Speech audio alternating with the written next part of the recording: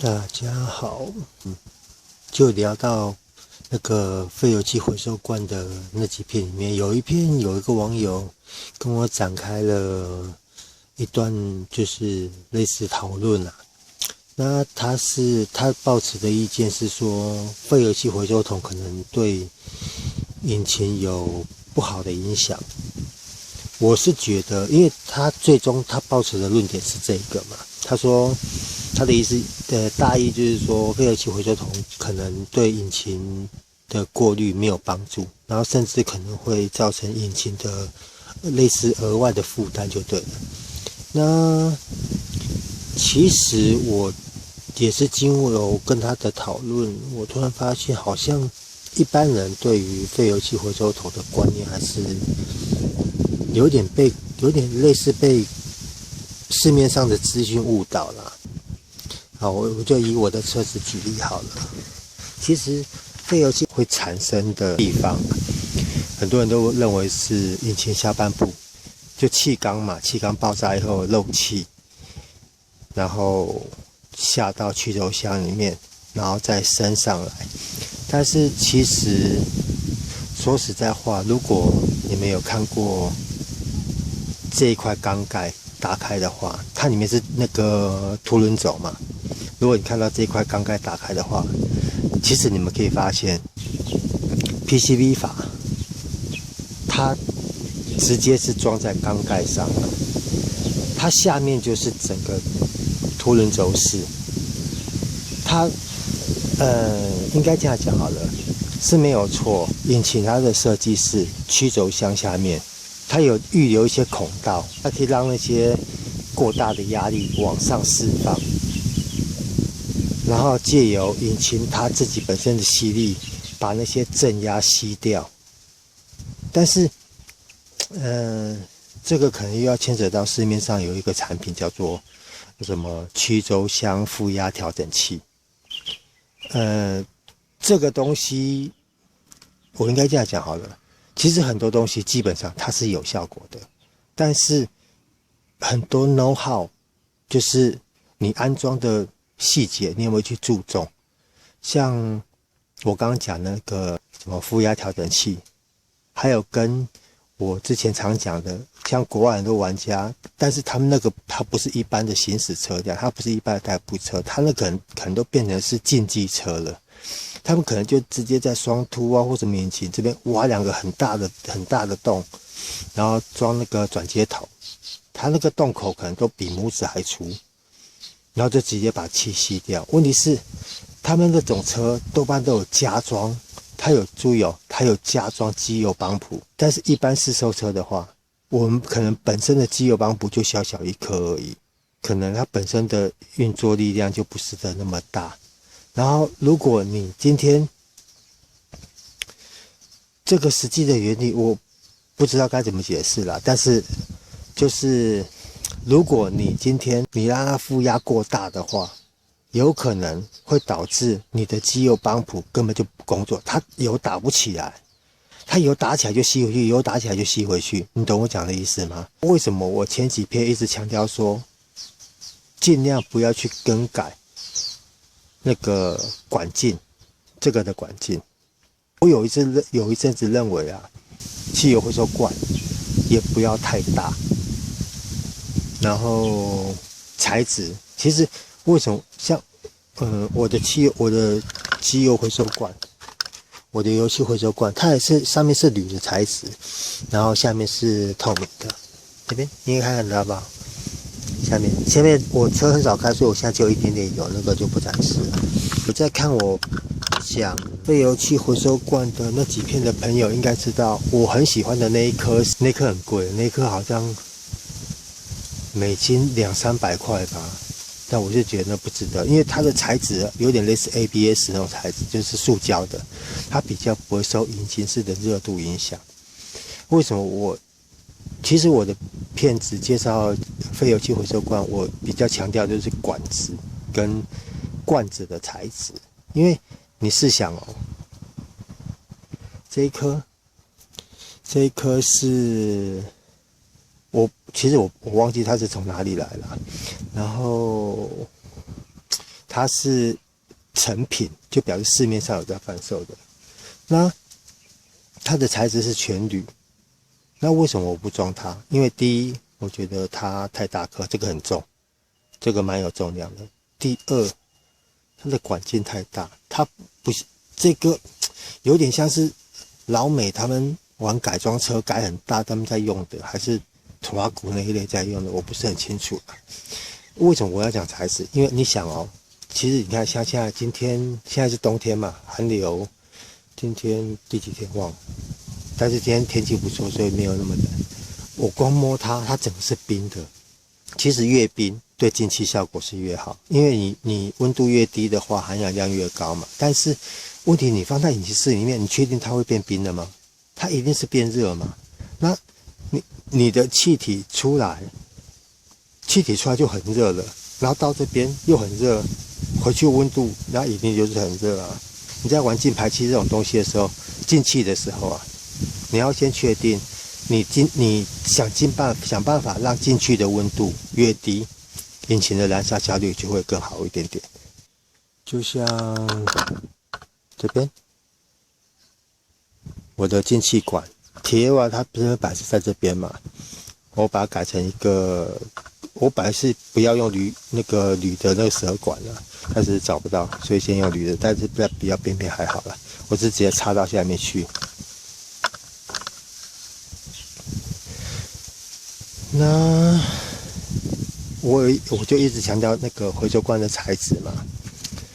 还有你摆放的位置，很多人都会放在后面那边，可能比较靠近引擎后方啊，或者空间比较大的地方。但是我的感觉就是，你放一颗金属的在里面，我只能说啦，就算进去的温度不会增高，但是也不可能会降低啊。跟我讲类似嘛。但是如果你的材质跟你摆放的位置可以详细的选择的话，你有可能出来的温度跟进去的温度就会比较低一点，因为它出来以后经过这么长的管路冷却，然后在一个比引擎温度还低的罐子里面循环了一下，再回去，它温度一定会比较低一点点。或许啦，可能那个低的程度真的微乎其微，但是总比温度越来越高好啊，是吗？所以说，废油器回收罐这种东西，我还是强调啦，尽量在不改变原厂设定的流速的范围下，管子不要太粗，更不能太细，太细一定会出问题。我之前就装过太细，引擎变得怪怪的。然后管子的材质千万不能被吸扁，然后宁愿你硬一点，难凹一点，然后我们去迁就它，找个比较好的位置，也不要找那种软啊很漂亮的，一吸就扁掉，那个到时候真的引擎会出状况。尤其你在长途行驶的时候，你可能开车又比较没有注意那么多细节的话，可能引擎真的会挂掉。然后再来就是我一直忘记讲一个重点，就是你的回收罐的位置尽量比这两颗孔位低，懂我讲意思吗？你回收罐的位置比这两个位置低，你出来的油气出来以后，它就不会倒流回去。刚刚最开头讲到，很多人都误以为废油气是曲轴箱造成的，是没有错，那边会造成高温，因为吹漏气，多数的吹漏气都是直接往那个曲轴箱进去。但是引擎设计的油道，那一些可能流通道啊、空气流通道那些，你想哦，含油的气体在经过那些小孔，因为那个孔道没有很大，可能就小小的而已，在经过那些孔道流通的时候，是不是很多油气都已经会附着在管壁上，然后又再慢慢的流下去？那其实最容易产生油气的地方是在哪里？其实是在这个缸盖里面。你想哦，4缸下面4个气缸，然后它的每次的爆炸的温度都高达几百度，可能甚至上千度。那缸体下面它还是有油，虽然油量不多，但是我觉得啦，也是因为它的油量不多，所以变成说它这边因为机油还是有散热的功能嘛，也就是因为这边的油量不多，所以它这边又承受高温，所以它出来的油气会更多。所以我觉得其实真的在收集油气的话，油气产生最大的地方还是在缸体下。我刚刚有讲嘛，如果你们看过气缸盖打开的话，其实 PVC 法插的那个洞，它就只是个洞，然后下面一块挡板，就可能避免凸轮轴在转动的时候把油直接打到那边去，所以可能会有一片那个挡板在上面，就避免整颗的油珠的油滴直接喷到上面去。这样懂我讲的意思吗？虽然曲轴箱它的温度高，然后吹漏气直接都往那边下去，但是那边的机油量很多，油底壳也在那边，然后这一颗的进气，这一颗的出气，然后再加上下面4个缸一直在下面不断的煎烤，所以真正会产生最大量油气的是在这边。这样懂我讲的意思吗？其实我有点讲到乱掉了。反正总之就是，因为我自己没有装过所谓的曲轴负压调整器，然后因为那个就算同一型车辆，你们一模一样的车，可能你们曲轴、你们引擎内部的负压的值根本就不一样，所以那没办法说你今天拿一台车来做 demo， 做样品车，测定了以后，这台车的负压需要多少，然后你就用一个数据公布成所有这型车都照这个调教，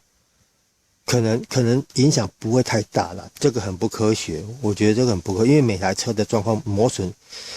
的气缸磨损的程度，内部一些零配件磨损的程度，都会造成它内部负压的些微的不同。就像我刚刚讲的，如果你的负压过大，可能你的机油帮浦在工作的效率就会降低，机油打不上来。你机油打不上来的话，凸轮轴这些在上面需要下部打油上来润滑的东西，它们一定会出状况。所以说，我记得我最早有一篇我有讲到，如果你不是像我也不是专业人士，但是我知道，如果真的很多东西真的如果有效的话，如果这个以提升马力的东西来讲好了，如果真的这么有效能够提升马力，比赛车早就装了。所以你只要去观察那些赛车正规赛车，他们没有装的东西，基本上效果就可能要稍微思考一下。然后如果说是省油的话，那为什么原厂车可能原厂车它会有它的成本考量，但是如果你真的省油效率这么好的话，厂商一定会想尽办法压低成本，让这个成品的价钱越来越低，然后它会搭配到所有的市售车上，然后再跟广大的消费群说，我这台车可以比一般的车型省油多少，这绝对是一个大卖点。所以说不管以省油来讲，省油的产品甚至增加马力的产品，它可能应该说它可能都你必须借由一些比较正规的东西的展现，像我刚刚讲的增加马力，比赛车最需要这个东西。那如果这个东西真的这么好用，为什么正规赛车上它没有配备？如果以省油来讲，如果真的这省油率这么好的话，为什么原厂他们没有这个想法，没有这种产品装在车上？懂我讲的意思吗？所以说以废油器回收罐，我的感觉啦，你只要在适度的调配下，废油器回收罐一定有它的效果存在。就像我前几篇一直聊的，管径你在不更动原厂所设定的流速之下，你把原来会跑进去的油气，你把它过滤掉，让进到再回收的空气能够更干净，然后温度更低一点，这个绝对是有好处的，它不可能会有坏处。但是前提就是你在不更动原厂的流速范围之下。所以我为什么想要管制你不能太粗，你太粗可能会吸得更慢，真的就影响它的流速。所以尽量以不改变管径，不改变那个头的孔径为基准。然后废油器回收罐它一定要有滤油的效果，那滤油的效果我再另外拍一篇好了，然后这篇又太长。所以说我的感觉啦，废油器回收罐因为这个东西原厂就有，只是它原厂的效果可能没那么好，甚至它变成是消耗品。所以说废油器回收罐在我的观念里面，你只要安装的正确，搭配适当，绝对是有效果的。好，那今天这一片废油器回收罐的介绍跟油气产生最有可能的地方就这样子咯。好，谢谢各位，拜拜。